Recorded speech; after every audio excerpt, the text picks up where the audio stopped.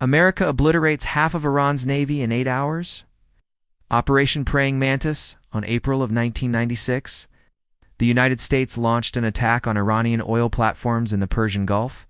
The operation was called Praying Mantis. And although it only lasted for 8 hours, the U.S. managed to sink 3 Iranian oil platforms and cause millions of dollars worth of damage. What makes this story even more impressive is that 2 of the 3 ships sunk were fully loaded with oil.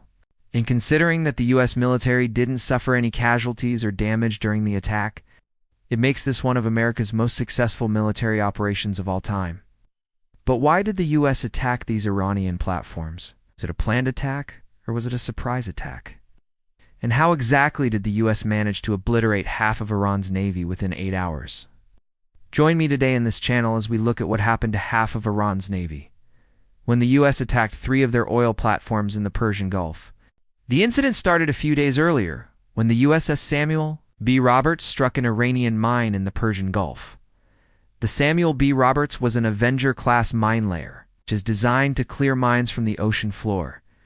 This ship had been involved in clearing Iraqi mines out of the Persian Gulf after the Gulf War, but somehow this mine that the ship hit wasn't detected. The explosion caused the ship to partially sink, and it also damaged another U.S. ship, which was nearby, the USS Paul Hamilton.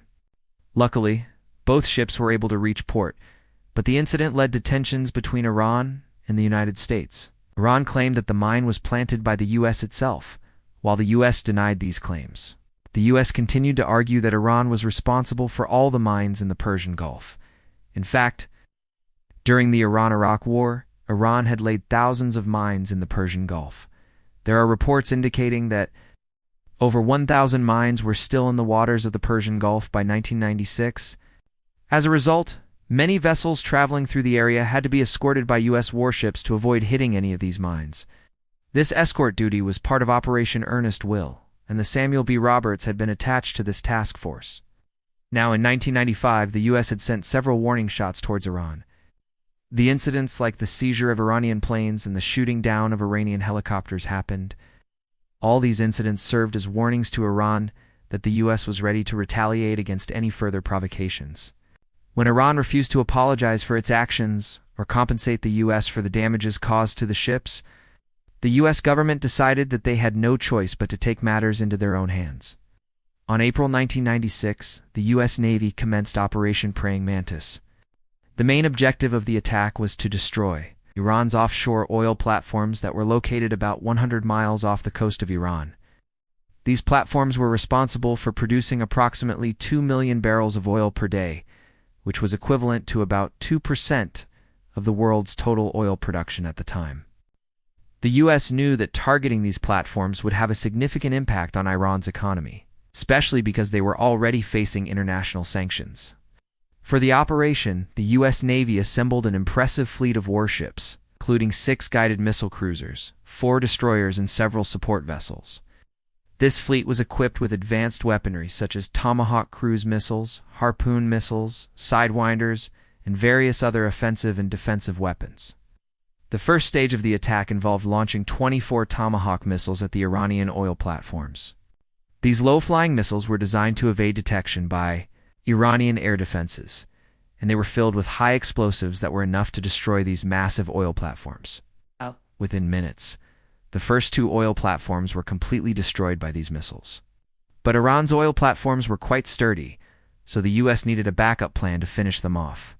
For this, the U.S. deployed its F-14 Tomcats and a 6 Intruder aircraft.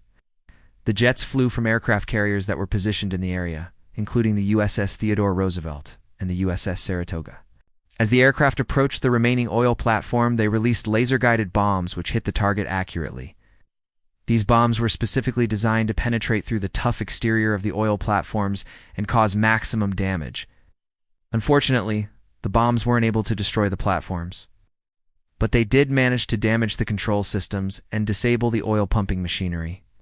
But this wasn't enough for the U.S., who wanted to send a strong message to Iran. So they decided to use their Harpoon missiles.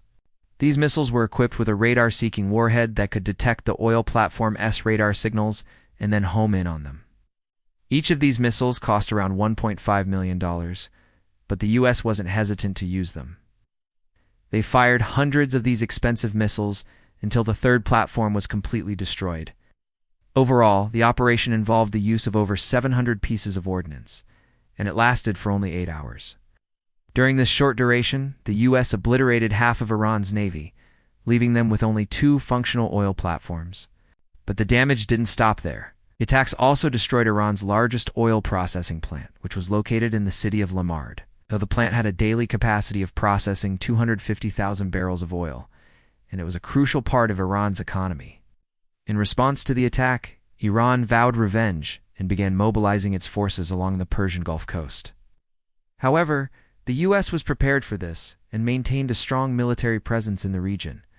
The U.S. Navy continued to escort merchant ships through the Persian Gulf, and they conducted numerous airstrikes against Iranian positions. What's interesting is that 2 of the 3 oil platforms that were attacked were fully loaded with oil, which made the operation even more devastating for Iran. In fact, the amount of oil destroyed during the attack was estimated to be worth hundreds of millions of dollars. This heavy blow to Iran's economy was precisely the intended outcome for the U.S. The American government hoped that, by targeting Iran's oil production, they could weaken its financial resources and put pressure on it to change its policies in the region. The U.S. had long been concerned about Iran's activities in the Persian Gulf and its support for terrorist organizations.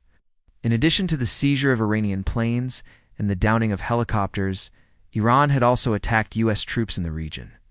For example, in 1988, an Iranian fighter jet shot down an American passenger plane, killing all 290 people on board. This incident, known as the Iran Air Flight 655 tragedy, heightened tensions between the two countries and contributed to the eventual outbreak of the Iran-Iraq War. Throughout the years, Iran continued to engage in activities that were seen as hostile towards the United States and its allies.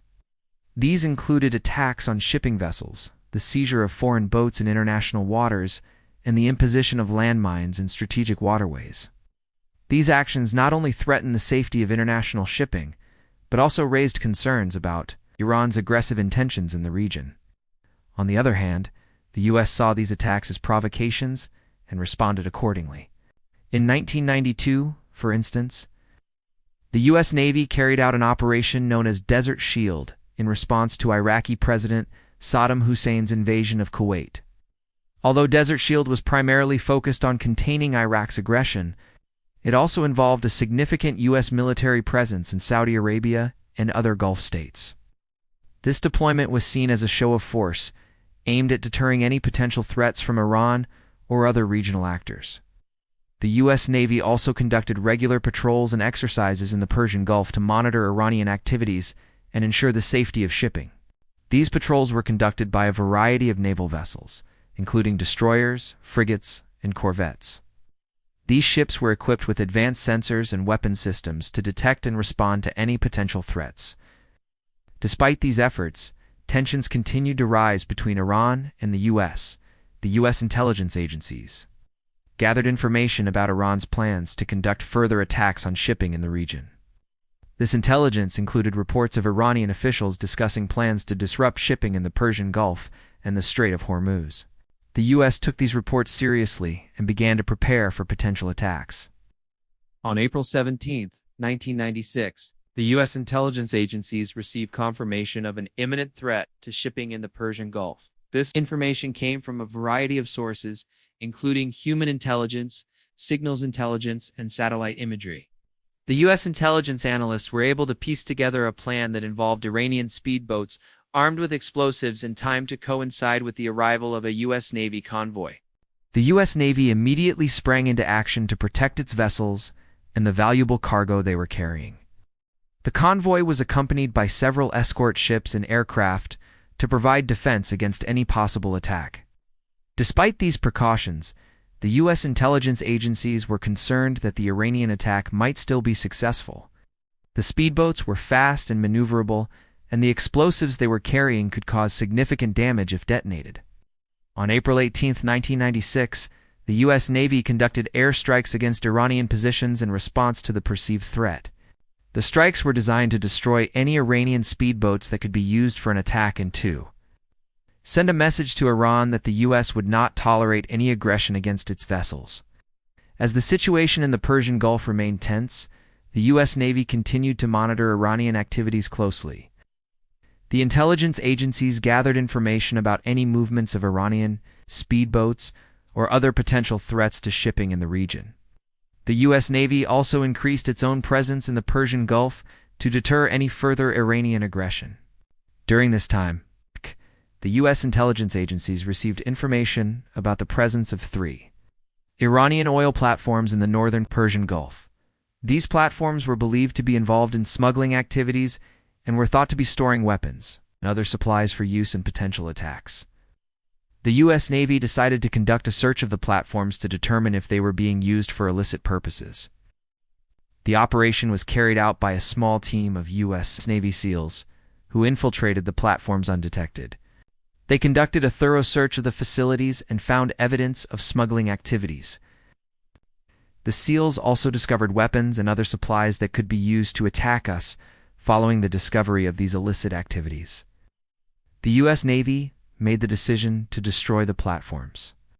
This was seen as a necessary step to ensure the safety of U.S. vessels and prevent any future attacks. The U.S. Navy carried out airstrikes against the platforms using precision-guided bombs. The platforms were completely destroyed, putting an end to their use for smuggling and other illicit activities. This operation highlighted the importance of the U.S. Navy's presence in the Persian Gulf and the need for constant vigilance against potential threats.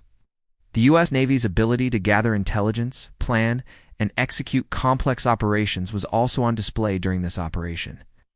By gathering intelligence about Iranian activities and planning a discreet operation to infiltrate and search the oil platforms, the U.S. Navy was able to neutralize a potential threat to shipping in the region. Although the operation was successful, Navy remained vigilant against future threats from Iran and other regional actors. Don't forget to subscribe and leave a comment.